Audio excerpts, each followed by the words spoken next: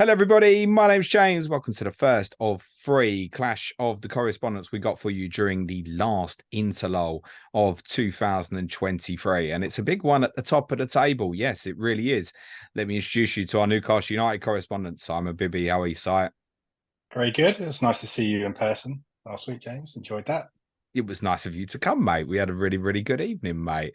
Yeah, and at the time, Tottenham didn't have any injuries and the world was amazing. And now you've got loads of injuries as well. And talking of which, Chelsea are getting their players back fit. Let me introduce you to our Chelsea correspondent, Gary Mantle. How are you, Gary?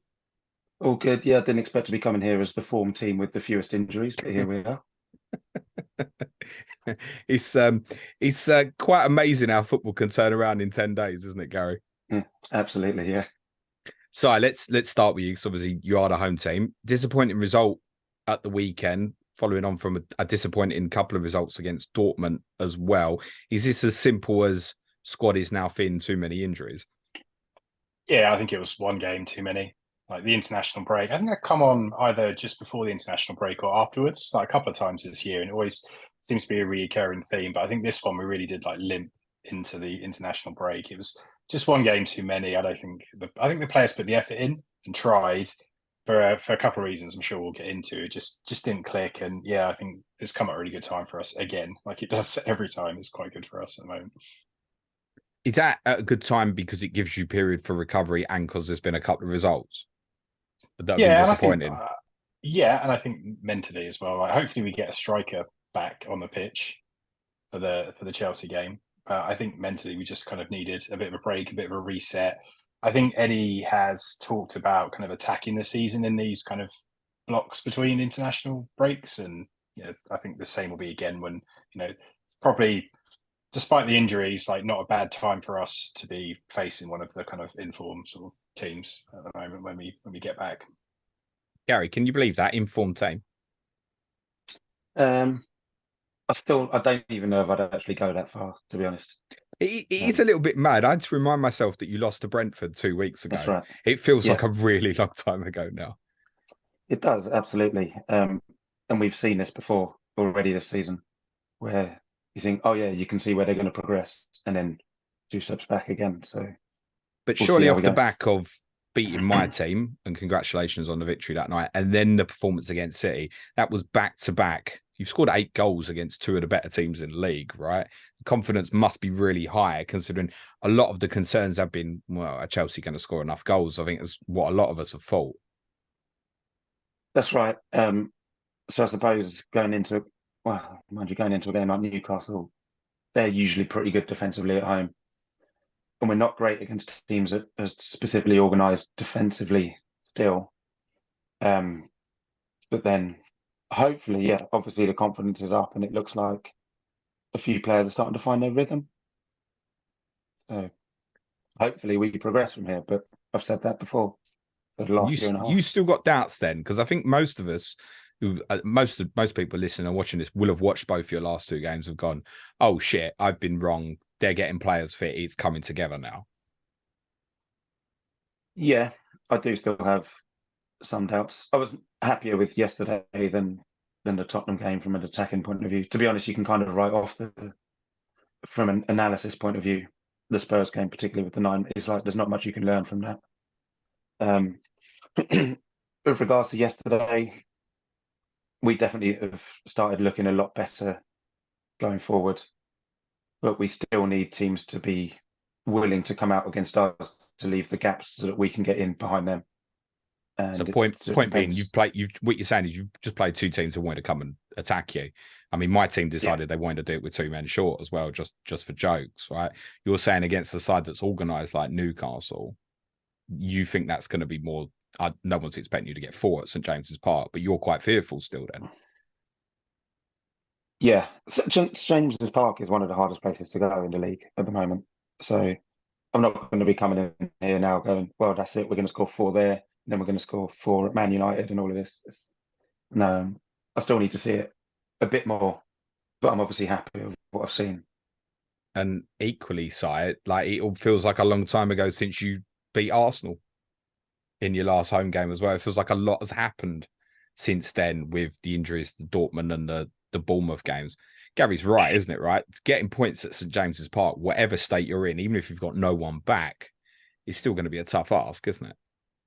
Yeah, I'd say at home we're a match for anyone. I don't think the crowd will let us put in that kind of performance that we did against Bournemouth at home, and I think that's probably what you'll see from us during this stretch of. I think we've got 10 games in 30 days, which is not that too dissimilar to what we've had previously at the start of the season, this European run. But yeah, I think at home I'd still back us. I think the turning point for me, having looked at the fact that we played 3 away games after Europe 3 times, and they've progressively got worse in terms of results and performances, and injuries have got.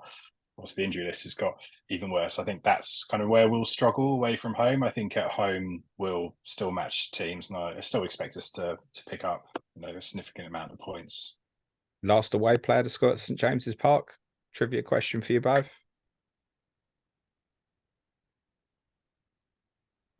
For the benefit of those on the audio, Cy and Gary are both looking to the clouds.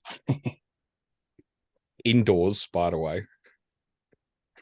Last player to score. Right. I guess I got to think about the game first. We've actually done well. It'll be Nunes, wouldn't it? Correct answer is Darwin Nunes. Yeah, game week 3. Thanks for that. I've got to bet on my dad every time I play Liverpool as well. I'm still pissed off about that result. Results since, look, 12 points, 4 wins. Brentford 1-0, Burnley 2-0, Palace 4-0, Arsenal 1-0. Speaks for itself, doesn't it, in terms of what Gary said, the difficulty of trying to break you down at St James's Park. You had players missing against Arsenal, right? It's worth saying you mentioned the need to get a forward back. I mean, you finished the last half hour essentially with Gordon there against Arsenal, didn't you? And he's obviously ended up with the controversial winning goal. Yeah. There was a question there. No. No. I think it's probably more just assessing that suddenly from 2 weeks ago, you beating Arsenal, Chelsea off the back of beating Brentford, at that point there thinking this is a mad difficult game for Chelsea, and we don't know what the state of your players and how many's going to be back by the time the game comes around in nearly 2 weeks, basically. Now it doesn't feel like there's a few people think, I think Chelsea might go to Newcastle and win.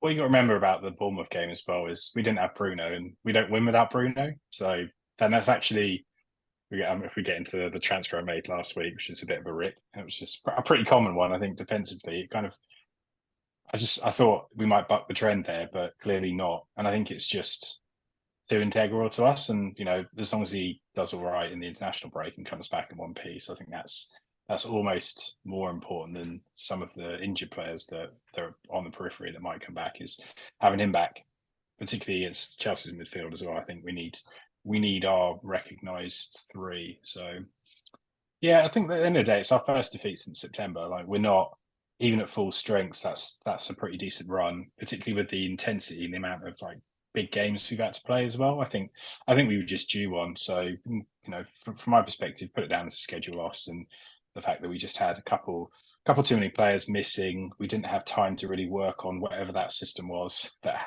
Hal was trying to play against Bournemouth, with Joelinton up top and then Gordon kind of starting there and then going to the left, and it all just didn't work. I think it was just an off night, and Bournemouth finally deserved to win it. But I think reset button, come back, go again for 2 big home games in a row. And I think that's how we'll look at it, is 2 big home games, and obviously we've got the PSG one in between. What is it about Guimarães that makes him so important? I think you mentioned it on a pod that I was listening to earlier this week, just about number 6s in the league. I think he progresses the ball very well. He's press resistant as well, and we don't really have that in our midfield, apart from when you put Joelinton back in there. But that's more of a physical thing, that he can hold the ball up and pop it off, whereas Bruno almost invites it. It just kind of gets us up the pitch, and he will start. If it's not Trippier, it's him that's starting the majority of attacks, or Share pinging one through. So just all round midfield player, just incredibly important to not just the way we play, but tempo, spirit, and everything. So when he misses, we're basically, you look at the players that were missing last weekend. It was him, Isak, and then, Barnes, Tonali for different reasons, basically all the players who signed. So we pretty much played what was our old relegation team, apart from Gordon, Really, Well, he did. He had the feel of felt kind of that. like a mid-table Yeah. Newcastle. And I don't even mean that disrespectfully, to be honest. We all know the No, injury yeah, no, I problems you've agree. got at the moment. Even the way we struggled to kind of create chances and kind of gave up slightly unlucky goals, it was eerily kind of like the team of maybe 2 years ago. Gary, how do you deal with Guimarães? Conor Gallagher, same way we dealt with Rodri. And I would argue Basuma at the start of the game didn't work quite so well at the start, and then obviously whammed in the game, then it all changed. Yeah. But I used a reference on Monday saying I think he's the main reason why you're having good results in these big games at the moment. What's your take on that? Yeah, absolutely. Completely agree. I'm pretty sure I'm right in saying that yesterday's the first time Man City haven't won a game that Rodri's played in this season. And that is very much the position that Conor Gallagher is playing for us. That's probably right. I know that the stat of Rodri is I don't think he's lost a game since I think they came to our place in February, I think. And I don't even think they've drawn this season when he's played, apart from the Community Shield. No, I'm just trying to think, and I think that's probably right. So what is it about him for people who don't often watch it? Because it's not like a fantasy related question. What is it that Gallagher does that's so integral then in these big games? The main thing is his pressing, particularly in these big games. He is absolutely tireless. He's absolutely selfless as well, and he doesn't stop. He is also used in the same way by Gareth Southgate. If we've got a result that Southgate is happy with, he'll bring Conor Gallagher on to try to shore up the result in order to press from the front, to press on the defensive midfielder to make sure that teams can't build against England. And with what we've got around him at Chelsea, it works really well because Caicedo and Enzo, it frees them up to help going forward, which I didn't think Caicedo had in his game, but he actually does. His forward passing and occasionally his forward runs. But all of this is possible because Conor Gallagher is making it possible, because the man from the opposition that should be stopping that is being stopped himself by Conor Gallagher. Is he perfect for the big games? Arguably maybe unsuitable against low blocks? It's probably proved that way so far this season, yeah. And all I mean by that, it's not criticism of Gallagher but we don't think of him as like a creative 10. But I think as a defensive 10, he's got to be one of the best around. But then if he hasn't got anyone to go in to press into, and you're just trying to create against opposition, that really then puts the pressure on the wide players and the fullbacks, presumably. Yeah, that's right. And I think it's something that Pochettino was reluctant to change earlier on in the season, and we've seen him start changing it a bit more recently.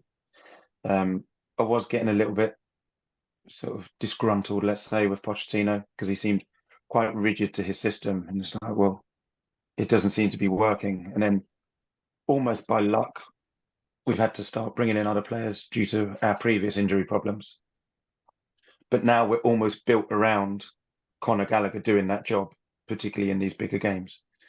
The next step is to find something to do in these smaller games. Okay. How do you feel about the manager now? He looked like he wanted to chin Anthony Taylor at the end of the game. Well, it's proper Chelsea now, then, isn't he? Did he get sent off? Is he in the stands for? No, he got booked. Oh, I think he wanted Taylor to play on so that we could go on the attack, which actually we were better off with him blowing up for full time, because when we start attacking, we'll get counter attacks. Bearing in mind, we played against 9 men at Tottenham and nearly threw that away by getting counter attacked. If it wasn't for Robert Sanchez's save off Son, then that could have quite easily gone 2-2, because this is the kind of thing that we do. So still defensive vulnerabilities, therefore, based on what you're saying. I've said all season, if you attack us with pace, then you've always got a chance of scoring. And you look at, particularly at home, a lot of the goals we've conceded, like to Villa, like to Nottingham Forest, if you want to count the Brentford open goal one, you can. But they've been us getting counter-attacked by, we push and we push and we push, and then we get suckered, exactly like we did nearly at Tottenham. The more I talk about and think about the game on Saturday week, the more I feel like this is now suitable to your team. that just describing the way Chelsea's vulnerability against teams who defend well like yours and set up to hurt them, it almost, the more I think about it, almost feels ready made for you. Yeah, potentially. We've got the players that, well, if you look at the ones that are fit at the moment, like Gordon falls into that category. I think Livramento does, depending on where he's going to play, and I think he definitely will play. I think Hall can't play because he's on loan. Yeah, That's right. So, yeah, it's whether the Almiron, whether he's fit or not. Joe Willock, I think, is a good viable pick for that sort of game. I think it will be that sort of game. I think we'll defend quite manfully and almost try and hit you on the counter and not give you the space as well. But I'll just say on Conor Gallagher, I thought, he must have been fairly close to being a Newcastle player, I think, last summer. He's definitely an Eddie Howe player. We must have put a if not a bid, just asked how much, and maybe thought Tonali was worth more money. So the rumor was there in January, definitely. Conor Gallagher has always said, without question, he wants to stay at Chelsea. He was actually born in the same place as me, in Epsom. He's grown up near Chelsea. He's been Chelsea his whole life. He does not want to leave. He's always been adamant he wants to prove himself and get into our team, and that's exactly what he's done. James mentioned it on a pod. He's exactly right. I don't know if I've said it anywhere, but if we did decide to sell him for our stupid financial fair play, then the fans will turn against the ownership without question. Yeah, it would almost be like the worst one now, wouldn't it, Gary? It would definitely be the worst one. You could almost we'd be upset if we sold Reece James, but we'd be furious if they sold Conor Gallagher. And yet the club was entertaining it, weren't they? That's how it feels on the outside anyway. It felt like if the money came in and it was big enough, Chelsea were prepared to sell right at the end of the window. I know, because he's one of those unsexy players. He's probably not that good on FIFA and Football Manager and all of that. And they look at him and go, well, he's not that marketable. We can get a decent amount of money for him, and we can get someone in who's incredible. Just you need players like Conor Gallagher in your team. I've always said that, and he's more than proving his worth. So, Si, if you haven't got any of these injured bodies back, team against Chelsea, what would you prefer? Obviously, Hall won't play, so I think we can safely assume that, as you said, Livramento will definitely play, and obviously Trips will play. Which way round would you prefer them? Is it Trips at left back? Have you got a preference? Yeah, my preference would be Trips at left back, just because I brought Livramento in for my FPL team. But no, I don't think you can. I think you lose something if you put Trips at left back. You gain something as well from it, just in terms of having him on that side, and I think he's potentially too small to go next to Shaw as well. No, I just think you've got to keep Trips at right back. He's our best player fit, so why move him from his best position? I think potentially, depending on how Chelsea line up as well, you could, they can switch in the game as well. I've got no qualms about Livramento playing on the left or the right. So, but I would start him on the right in his natural position. But then again, you've got Longstaff in that triangle with Miggy. So again, depends if Miggy's fit. If Miggy's not fit, it's probably Gordon going up there and then Willock on the left. So I think it's the result's going to come down to have we managed to get one of our strikers back. It doesn't sound like the Callum Wilson thing's that serious, but then I think Isak was always talked about as coming back, and I think he just needs another maybe week or so. But his injury, groin, it's one that can kind of come or go, at any point, and it's it's going to be difficult, I think, to get through this run of fixtures and keep them both fit. It's recurring with Isak, this, isn't it? Yeah, I think fatigue doesn't help with that sort of injury as well, and the amount of games that are coming out. It's his build at all. It's quite gangly and skinny almost compared to most footballers at kind of his size, if you will. What you think it's to do? I don't know. You'd almost think it'd be the opposite. I know, that Guardiola used to speak about Mahrez, didn't he? So he doesn't really get injuries because he hasn't got any muscle mass as such in comparison to most players. You'd almost think Isak be more like that, but it does seem recurring theme that he's picking up injuries. Yeah, I think they're probably interlinked, to be honest. Once you get one leg injury, and it's quite common for you to then pick up other ones. So I think he just, it's just something that we're maybe going to have to live with him. He might not be able to he physically looks like he can withstand it. He always looks kind of knackered around 80, 85 minutes. He's always blowing. He's not, I wouldn't say he's physically one of the fittest players. Like technically, obviously, he's like superb. He works hard, by the way, though. He works hard, yeah. So I don't know. I think we just need a third striker. We've kind of needed one for a while, and I think that's just like quite evident now that's becoming more important. It's quite tough, though, isn't it? In the sense that I don't know if someone else came in and you keep Isak and Wilson fit, you don't need it, right? I think we're at the point with Wilson where we just need to accept that his body is not going to be able to play more than 120 minutes like in a week, so 2 games in a week. And I think he's a fantastic like off the bench super sub. You remember the old like Ronnie Rosenthal days? I can assure you that Callum Wilson is better than Ronnie Rosenthal, mate. Yeah, but the idea of the super sub is not something that people really talk about that much anymore. But I think he's shown that for England that he's perfect for that role. And unfortunately for him and his, he's got like his hamstrings are just made of cheese. He can't last more than 80 minutes in the game. And you've seen it, like even before his injury, he was getting managed by Howe. He was coming off at very like particular points in games, playing halves, playing 60, which opens up an opportunity for Gordon. But I think then you saw at Bournemouth, then that's more of a kind of, you need the right opposition and game state, I think, for Gordon to play as a number 9, and starting the game there against Bournemouth was not, particularly with Bruno not on the team, was not it. So no, I think Wilson going forward should be plays 20 minutes every game, get a third striker in. If we're going to try and actually do something and compete on at least 2 or 3 fronts a season, we need that extra striker up there. And it could be a young person. It doesn't have to be necessarily like an established one, but I think that'll be something we'll target this summer for sure. I take it, Gary, if neither Wilson or Isak are available, and it sounds at this moment, like, would it be fair to say Isak is more likely at this stage, so? Yeah, I'd say so. Yeah. Would that give you greater confidence, Gary? Or is someone like Gordon playing there, is that unsuitable for you? Or Yeah, he's pretty fast, that's Gordon. That's unsuitable for us. Fast strikers is not what we want, especially if Newcastle let us have the ball for a bit and then they hit us on the break. It's probably not good news. Not that Isak or Wilson are slow. It's not as if it's better. I'm just saying it doesn't improve things for us if it's Anthony Gordon. Okay. Why is that such an issue, speed, then? Is that down to Silva? Yeah, probably. And also, we have a bit of naivety still about the team. I think even in the games that we've done well in, you can see, like, we should have beaten Arsenal. We know that.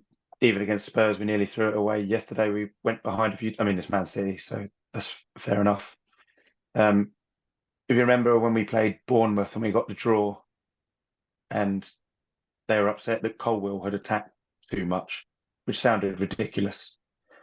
I think what they were actually trying to say was that he was attacking at the wrong times. Not you're doing it too much. You're doing leaving it Silva exposed. That's right. So there's certain times they're like, right, now's the time that you can go, and there's other times it's like, no. And obviously Colwill's not a left back, so he doesn't know. But we're liable to do that kind of thing. We'll get caught one man further up the field than we should, and then someone as good as Newcastle is going to exploit the gap. Does that mean you're better off with Cucurella playing then, if Colwill's back fit? We are better off with Cucurella. Even against Tottenham, when Colwill he went down in the first half. I don't know if it was that kick from Romero, which was nothing, but he went down at very some point. Violent, wasn't it? Oh God! Let's not get back onto that, mate. Yeah, I know that one. Is like, I've seen it back. It's like, what are you talking about? Get on with it. But it's a red. It's a red in fairness, Gary. He has to go down to get attention. He has to go down. Of course he does, but it's not the worst, is it? I mean, anyway, we don't need to talk about that. If he'd gone off then, that arguably would have been better for us, because I think it might have still been when we were getting back into the game. But I think Cucurella's just a better left back than Levi Colwill. Would you want Colwill in the team at centre back, or would you prefer it as what we've seen at the weekend with Disasi and Silva? I actually think of the 4, so not including Fofana, I personally think Disasi is probably the 4th best, so to speak. But he's the one that plays on the right. Colwill's left-footed, and Badiashile is left-footed, and Thiago Silva seems to prefer to play on the left. So Silva could certainly play right though, couldn't he? Yeah. Is that part also, obviously now Reece James is back, it's probably the same thing. You don't want to restrict Reece James, and that might expose him to that side. Yeah, I get it. So I think it's just some of them are just going to have to be patient, and sometimes Pochettino's going to have to make big calls. And in December, once the fixtures really kick in, they're probably all going to get games anyway, because our schedule gets pretty tight early around Christmas. To go back to the question I asked Si, Gary, would you have a preference on where Trippier played? Is that like an automatic? I'd want him play left back. Yeah, but also, I'm thinking from that perspective. If would it be fair to assume that probably at St James's, Sterling left, Palmer right? Yeah, that's what we play most. From that perspective, Livramento might deal with Sterling better than Trippier. Would that be a fair shout? Yeah, he would do. Yeah, it's about a one-on-one defender. But one of the ways is that if Trippier's obviously wants to get up the field, so you'll hopefully have that space to exploit. Yeah, I get that. That's fair. A lot of people, Gary, are saying game week 16 will be there. You know what that's in relation to, don't you? That's Sheffield United, is it? That's the start. It's Everton away. It's the start of this. The Everton one, is it? This brilliant 5-game run. Everton away, Sheffield United at home, Wolves away, Palace at home, Luton away, and actually I should throw in Fulham at home as well. Then there's a trip to Liverpool, Wolves at home, Palace away. Then you go to the Etihad. It's a great run of fixtures. That's 6 fixtures from game week 16, particularly. Obviously, look really nice. But a lot of the game week 16 will be there that was going on FPL Twitter whilst you were at the ground on Sunday was in relation to Reece James. Mm-hmm. He's being bought already, Gary. Is this something you've got in mind? Not at the moment. He's only lasting an hour every game. So he's clearly not fully fit. I mean, this might be him fully fit for all we know. This might be the fittest that Reece James gets. But he's getting taken off. And so I would assume, come that run, he's going to miss games. Well, it's worth saying that there's a 3-game run. There's Wolves Christmas Eve, Palace at home on the Wednesday night, and then Luton away on a Saturday lunchtime. All of your players, probably bar the goalkeeper, are at risk of not starting somewhere over that 3-game period, aren't they? Yes, they're all certainly at risk. I mean, the next most likely is someone like Moises Caicedo, but even then we can play Ugachukwu. Yeah, the way they've given us those fixtures is we are the last team to play in the first of those game weeks, and then the first team to play in the last of the game weeks. So, yeah, thank you for that. 6 days, and we've got 3 games. Yeah, Jurgen Klopp sends his love, mate. Exactly. It happens. It happens. Yeah. So he's not in mind for you at the moment, Reece James. Well, the good thing is, by the time we get to that run, you've had time to see if he gets injured again, if he starts playing longer per game. Surely they just don't want him to have a setback and are building it up, and they're probably predetermined, didn't they? Right, 60 minutes versus Man City. Maybe it'd be 75 minutes against Newcastle. He was offered to go out with the England squad, and I know he's turned down the opportunity, which I think is right. To be honest, needs to get his fitness up. Like, you agree with that? Most of us would love to see him play for England, no doubt, but I think that's the right decision at the moment. Give him a chance of going next summer. The other thing, though, Gary, is looking at this run, and this is something I mentioned on Monday's pod. Does the good run start earlier than game week 16? Does it start after Newcastle? With Brighton at home and Man United away? Depends which end of the pitch you're looking at, because I don't think Brighton at home is going to be particularly good for us defensively, but it could be good for our attackers. But people only want Reece James for the offensive stuff anyway, don't they? I would have thought so, because I'm still not that convinced by our defence. But that's the first time we're going to have. So Reece James, for one thing, has only started 3 games this season. The first game and then the last 2 games. So we are definitely getting ahead of ourselves by saying, right, that's it, he's in. And in those results, you've drawn with Liverpool, drawn with Manchester City and beat Tottenham. It's not bad. He's got an influence, hasn't he? I completely know why people want that, but he also didn't play against Arsenal, and we should have won that game. Yeah, sure. I don't think it's all down to Reece James necessarily. He's better than Malo Gusto. Gusto's still a bit naive. I think he gave away both free kicks from which Tottenham did score and should have scored against us. I don't know. I know he gave away one of them. So Reece is like the clear first choice, obviously. He does still get down the pitch. He got the assist yesterday. I get it, and his price is kind of cheap enough now that you go, all right, well, I'll take the occasional benching. I mean, Reece James at he's 5, coming off. a fully fit Reece James at 5.3 with good fixtures is a joke. If he can get to what we know he's capable of. But right now as well, I think he's coming off just after the hour. So Pochettino doesn't care about your fantasy team. If that's 58 minutes, that's 58 minutes. Yeah, I've always said that. I've always said that Pochettino is quite dislikable, to be totally honest, Gary. Have you got plans for this game week 16 period and Chelsea? Yeah, I do. But I don't want to share the main one. No, I do. I want to make sure that I'm not going to sound stupid before I say anything. Christopher Nkunku? That's the one. That's the main one that I'm looking and hoping that we see enough from him to suggest that he's going to play. He's 7.3. I had a look at FPL statistics before we started recording, which is late afternoon Monday. And he's got more transfers in than transferred out this week. Or I don't know how people are still transferring him out, but people are taking notice because the prediction has been after the international break. Now, I'm sure he's not going to start at Newcastle, is he?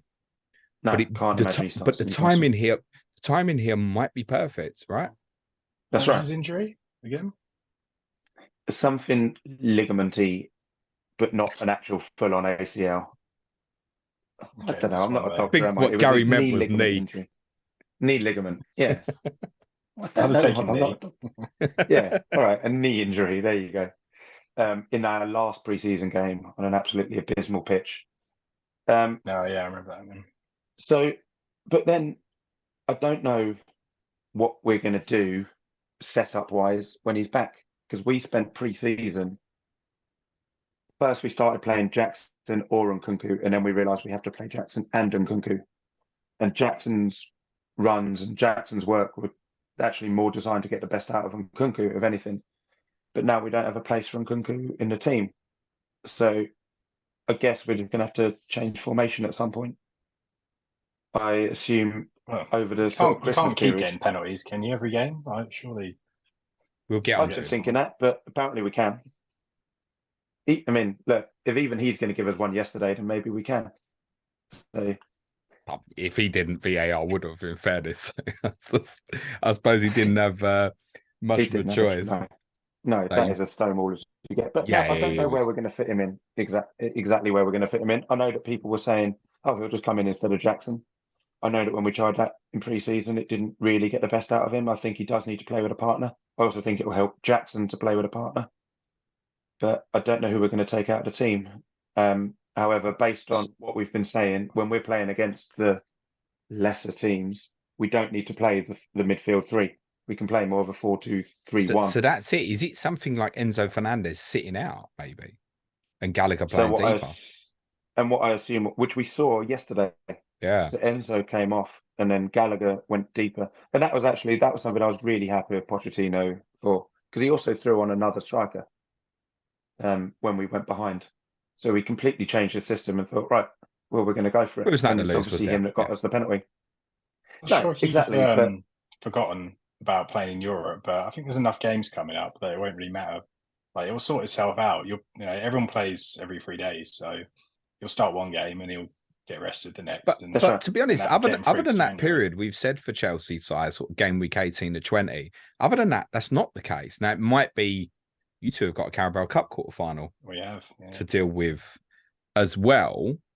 And I presume, Gary, you're going to take that quite seriously. Would that be fair? We've played a pretty strong team every round so far. Like, Sanchez has played every game, for one thing. People can have their own jokes there about whether that makes it a strong team or not, but I'm saying that we're playing our first choice goalkeeper. We've been playing a pretty much a first team. He has been trying to build something consistent for, well, doesn't matter what competition. He's going to play a team that is something akin to what he wants to see week in, week out. But you've had easy draws in it so far, Si, as well. So I presume you won't be taking it easy. You're going to see another Paul Dummett masterclass in that one. So you've been unlucky there, in fairness, with the draws, haven't you? Yeah, if you chuck the Champions League draws in there as well, I think we might get Real Madrid in the next round of the League Cup. If we're Don't worry, give it a couple of years when you properly start winning things. People will go, Newcastle are buying draws, hot balls, and all that stuff, mate. We've had it this year. It'll come round the other way. No, it's been this. The 5:30 Saturday games apparently is prime viewing in Saudi Arabia as well. That's doing the rounds at the moment. I don't know why they'd want to showcase Bournemouth Newcastle there, but no, I think when that game comes around, I'm surprised if it's the first team bus even goes down there. It'll be reserve time. He's got no choice. I think we've debated what's the most important competition for us, and I think top four without doubt. Then it's try and get third place or better in the Champions League, and then this season winning a cup is a distant third for us, from my perspective anyway. And it will be the club's promotion. When that quarterfinal comes around, the Champions League's finished, right? If you finish bottom of the group in the Champions League, which is a possibility at the moment, you're completely out of Europe. Would that change the mindset to it, do you think?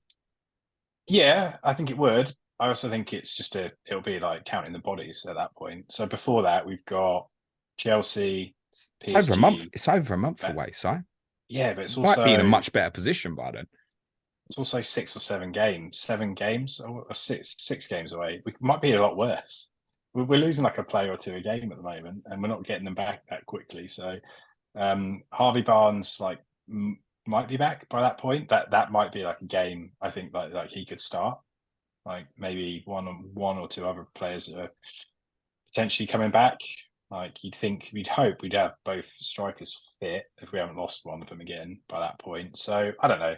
It's hard enough to try and figure out what the team's going to be this first Chelsea game, let alone when we play them in the cup in a month's time. I get that.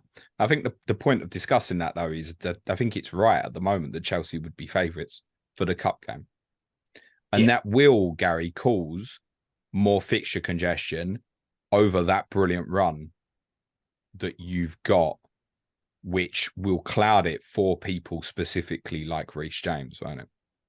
Well, there's the 2 players in our squad by that stage that are most likely to get rotated are Reece James and Christopher Nkunku.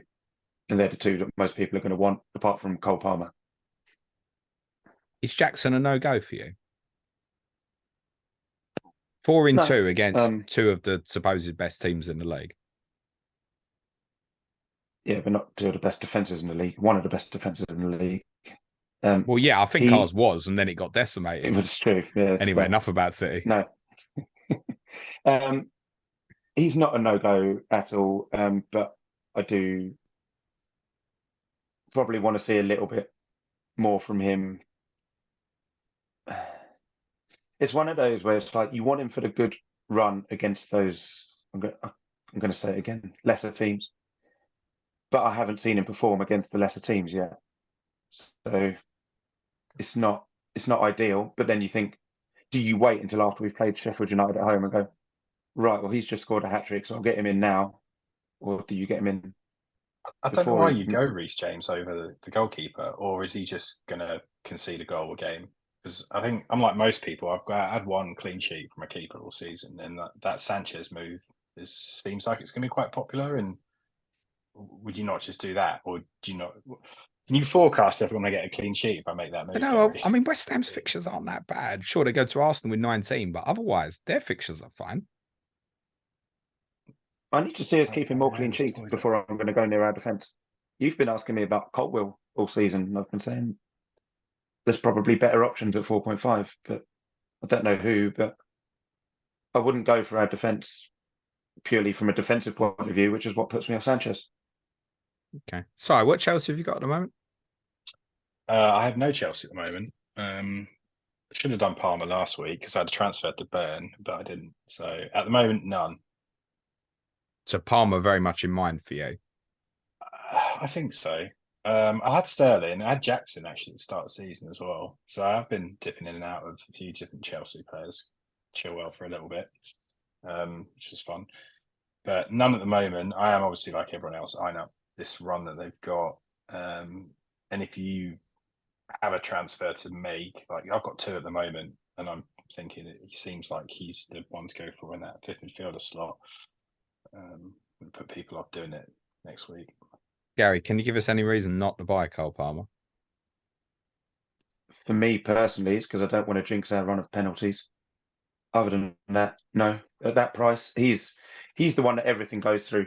Ever since he first got in the team, which was actually a Carabao game against Brighton, but he just does not stop wanting the ball, and he'll always find those pockets of space. And like I think it was his 3rd game because he sort of got in by accident. We played against Fulham, and we had a couple of injuries and a Jackson suspension. This is like the 7th game of the season, and he was banned because, well, we all know why.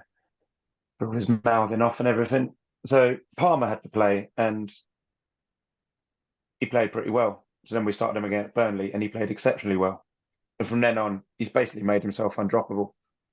Yesterday was probably the quietest he's been, if you just exclude the last-minute penalty against his former club. But in terms of like how he generally played in the game, which is understandable because it is against Manchester City. Other than that, I think every time I've seen him, he's always in space. He always wants the ball. He's always looking to go forward. He's always in with a chance of creating something. Mainly, if we had strikers that could finish, he'd probably have a few more assists. That's it. He's been he's in that team at the moment. He's the most creative player, right? He's doing. Really? It reminds me of. I suppose you've probably seen it for Tottenham as well, but certainly for Leicester, when James Maddison was always popping up in that area, always wants the ball. He's always the one that they're always looking to give him the ball. And even yesterday, we were still doing that. Sanchez will be looking for Palmer from his goal kicks and stuff like that. So there's absolutely no reason not to go for him, especially at that price. Does he get near free kicks as well? Because he's a good ball striker, particularly when you look at the way he hits penalties as well. That the last thing he did. I don't know. I haven't watched enough Chelsea to be honest to know your free kick takers are at the moment, but it just seems like he's got quite a few avenues to. He does. Well, Reece James took the one yesterday.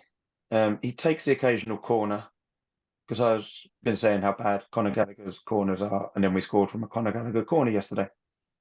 But it's sort of like every now and then he'll take one, but he's not like the regular. I did wonder if he was going to continue as the regular penalty taker when Nkunku's back, but I'm pretty sure he's going to have to now. He scored 4 out of 4. You can't just take him off penalties now. Until he misses one, yeah, probably. But you think that could be a possibility, Gary? I did think it was. I can't see how it is now. But he probably needs to miss one for it to change, right? I suppose. But even then, like, I don't know. I don't know Nkunku's record. I don't know his personality type because Cole Palmer wants to take penalties. Raheem Sterling was. I don't know if he was arguing with him or what in the Arsenal game, or if he was doing that decoy thing. But Palmer was adamant he was taking that penalty.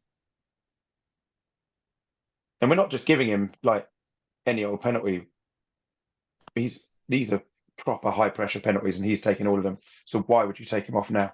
Yeah, I completely agree with that. So it's what City, Arsenal, Tottenham, and Burnley's the 4, isn't it? And yeah, and we weren't winning any of those games at the time. In fact, in Arsenal and Burnley we were drawing, and City and Tottenham we were actually losing.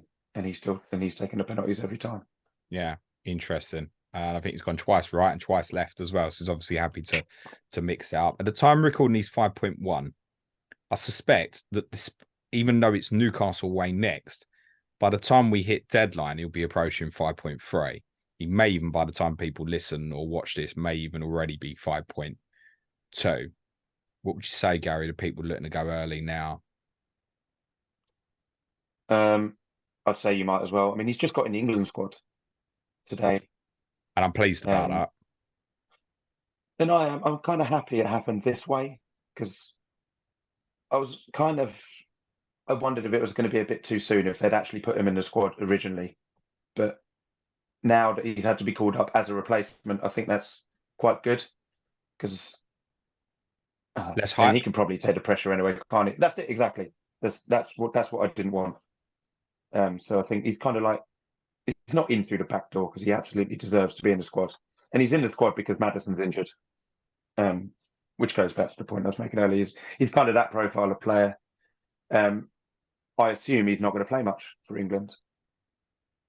I think, Gary, I think he's outstanding. I was so impressed with him in the 11v11 stage of Tottenham versus Chelsea. I think people might try and pull him and go backwards a little bit, which might be something we look at more as time goes on and we go, how strong is he going backwards? But in terms of on the ball, I've seen Udogie play against Saka and Salah in recent weeks before this, and Palmer give Udogie as much trouble in that opening period of the game. And that, I'm not saying he's better than Saka or Salah, but we're putting him as part of that conversation. No. That's a very, very good footballer. It was noticeable to me, clear as day, that there's a very good player there. Deceptive, good upper body strength. Always got his head up. Head up. Yeah, that's really. Even when we really played Burnley away and we won 4-1. And the match of the day highlights were all about Raheem Sterling, which was fine because he played really well. But actually, most of what we did went through Cole Palmer. It may have ended up with Raheem Sterling, but it was starting with Cole Palmer. And I was more impressed with him. I watched it with not English commentary, so I didn't get the commentators' hype of Raheem Sterling while I was watching it. And I was thinking, Palmer is playing incredibly. And yeah, he's now played. I think it was in the Tottenham game or the one before. He's played more minutes for Chelsea now than he had for Man City. So you can absolutely see why he wanted to leave Man City. You can see why we wanted to buy him. You can also see why they accepted that fee for him. Well, so far, he's one of the best signings, if not the best, of the Bolly era so far, isn't he? Yeah. Right now, if you had to vote our player of the season, it's between Conor Gallagher and Cole Palmer. So, and that's interesting. Yeah. Palmer's only been in the team for the last 4 or 5. That's really interesting.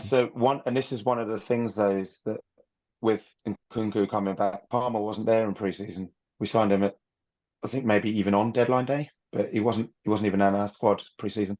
Neither was Sanchez or Dizazi or Caicedo, and this is why we've had a lot of change as the season's gone on and finding our feet. And even now, for all we're saying how good we've suddenly become, we've won one home game in the league this season, and that was against Luton in August. That's mad. So, yeah, exactly. We have won 3 other ones in the Carabao Cup. Before the rematch with Tottenham, Brighton, Sheffield United, Palace, Fulham, Wolves would suggest that there will be some home points on the horizon in the next couple of months, mate. As would have Forest and Brentford, who we lost to. Fair, but you always lose to Brentford. We also lost to Villa. Yeah, but it was 0-0, 10 men. Beat Tottenham, so. You'll always beat my team, yes, mate. You can keep that one, take it to the bank. Si, what Newcastle players in your FPL team at the moment?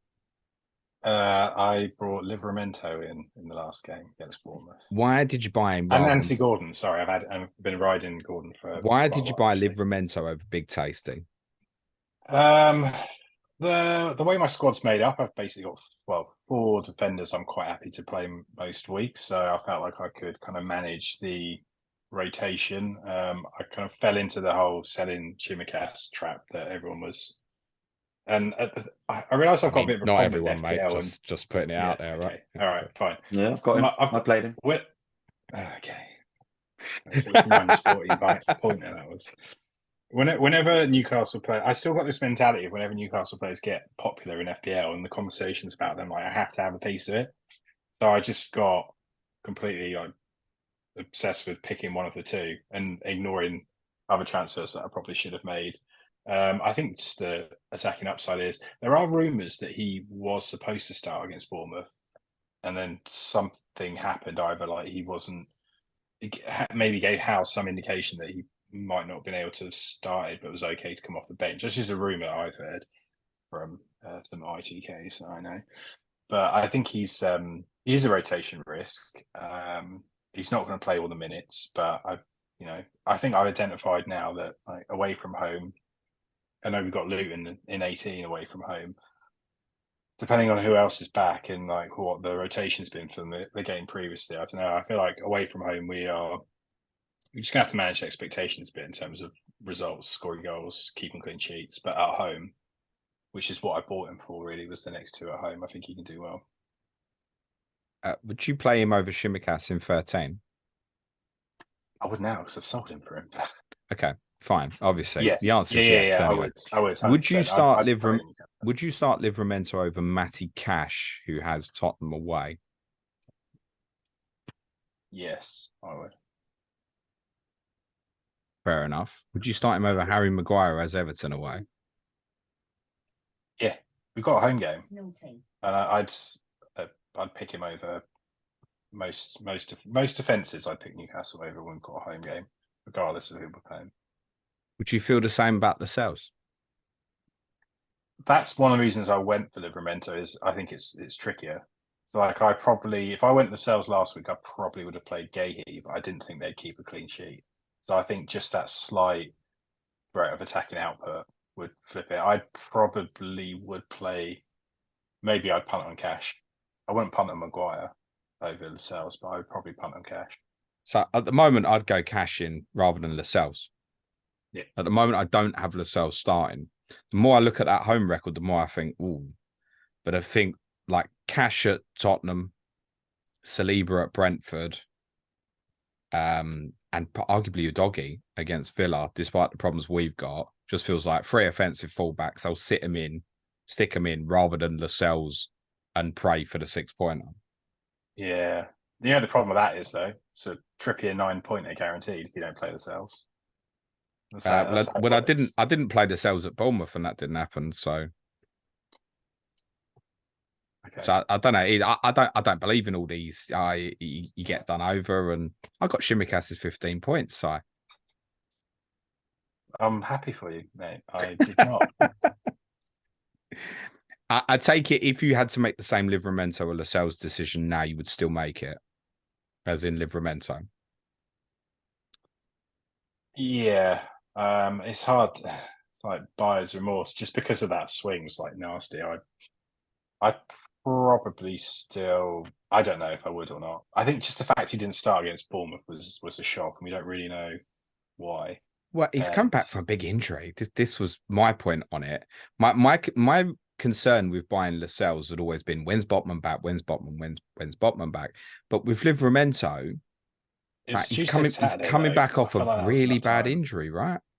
Yeah, I feel like it's not. I mean, he's been in amongst the team for the last month or so. I thought he'd start that game, but I do think he'll start Chelsea.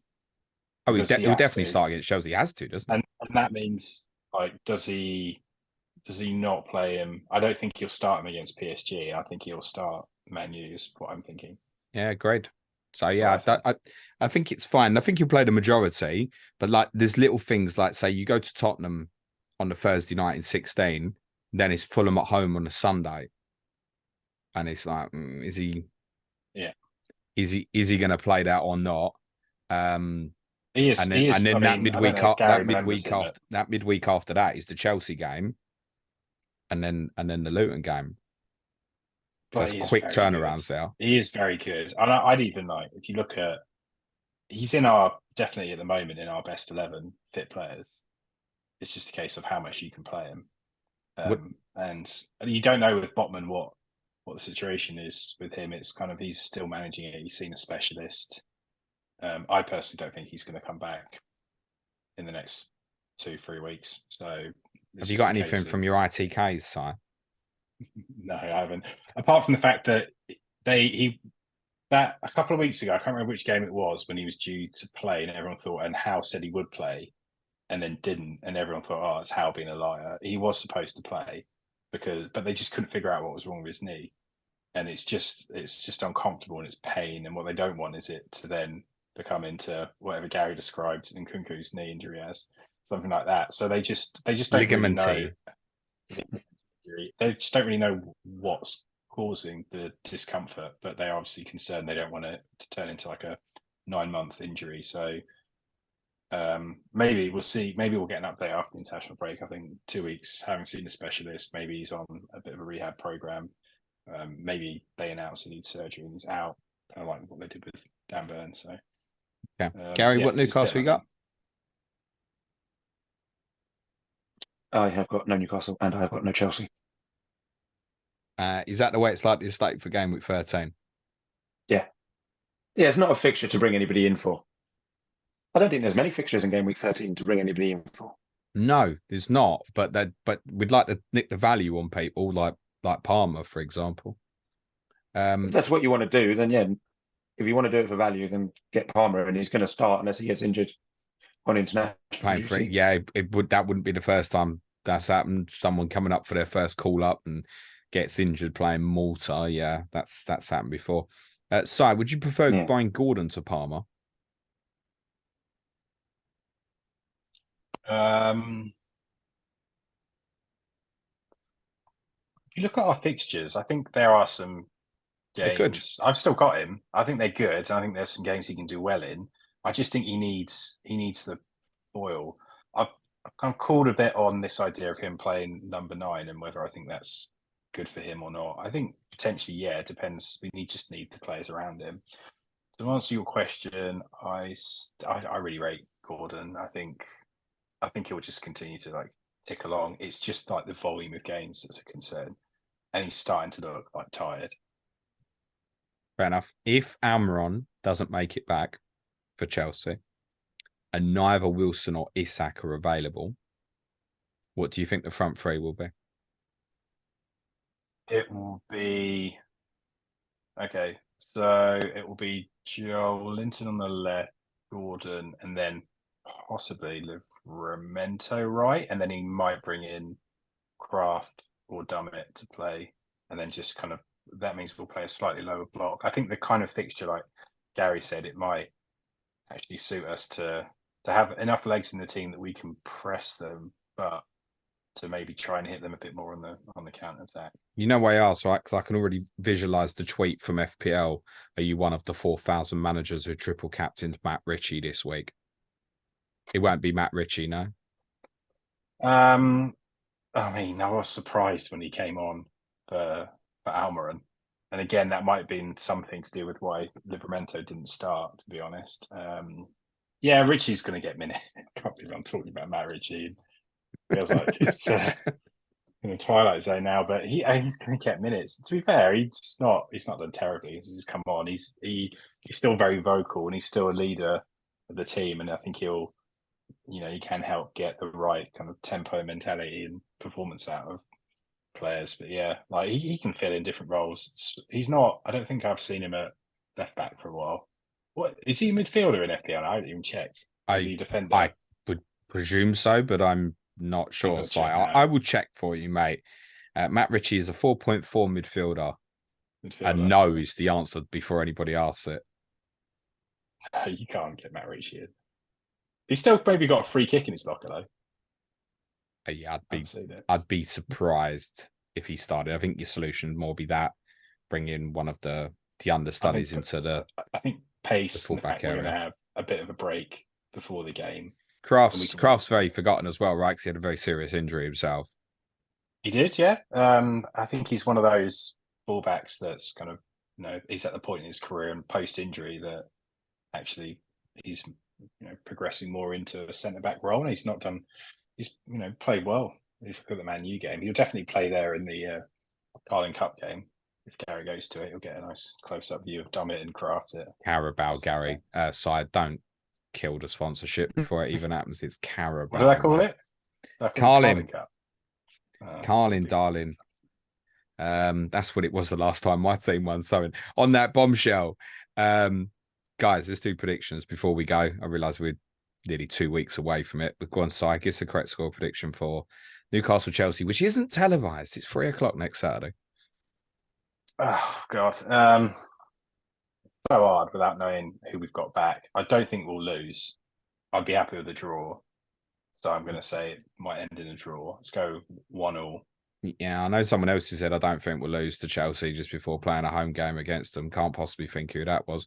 Go on, Gary. I'd probably go along with what Si said. I think 1-1 seems like most likely. I don't think we'll absolutely go for it. I think probably get to the stage late on where both teams are happy with the draw. Yeah, full house, subject to availability of players, obviously, when we come back. But Yeah, I'd probably be inclined to say the same 1-1. By the way, Gary, am I all right to buy Sanchez for Johnston in game week 16? Is there any reason why I shouldn't do that? He's going to play. Like, he hasn't even dropped him for the oh God, what was it? Carabao Cup game. Nearly To Coca-Cola. He is without question our first choice. He's got no. I know people were saying after the Arsenal game, "Oh, we should drop him," and all of this, which I thought was nonsense. You don't just drop someone just because they've made one mistake. A mistake that he's actually just doing what they've told him to do. And to be honest, I don't think his kicking is amazing, but you can watch Liverpool and you can watch Man City, and you'll see Edison do some of the stuff that he's done. You'll see Alisson do it. It's just something that happens these days. But Sanchez as a goalkeeper has been really good. All right. Good job. Thanks, gents. Yeah. So anything you want to plug before we finish, Matt? FPL Bibs, if you're on Twitter, I'm kind of there or thereabouts. So usually kind of check it out a bit more during the international break. I'm bored and got nothing else to do. So good luck. Well, everyone knows you've got Newcastle ITKs now, mate. So you can expect loads of DMs coming your way. It's always after the fact ITKs. Look at him now. It's after the fact ITK. Basically, Chinese whispers. And Gary, anything from you, mate? Nothing of mine. If I had to plug something, I'd plug FPL Team. If you're not using FPL Team, then start using FPL Team. Wow, and what a great plug. Can I just say I owe Peter on air apology because I pulled up the fact that his FPL Team was suggesting that I take Haaland out for Jackson last weekend, and I pulled it up on X and I sent it to him, and then he, bless him, took my ID, had a look, and then what I didn't realise is I was actually looking at game week 18 when Haaland blanks. So apologies for that, Peter. See, but that's how good FPL Team is. If you'd done that as you were told, and you'd have had his hat trick, wouldn't you? All right, guys, calm down. Yeah, shout out to Pete. Always love to plug FPL Team. Brilliant app, which I always say I can't live without. Thanks so much, gents. Right, such as with me, back with the Sky Fantasy Football podcast tomorrow. I'm now off to record another podcast, which you'll hear on Thursday, which is the next clash of correspondence with Tom Med and Adam Pritchard on Brentford versus Arsenal. Just sees me say thanks so much to Si and Gary. Good luck, gents. Cue music, please, man child.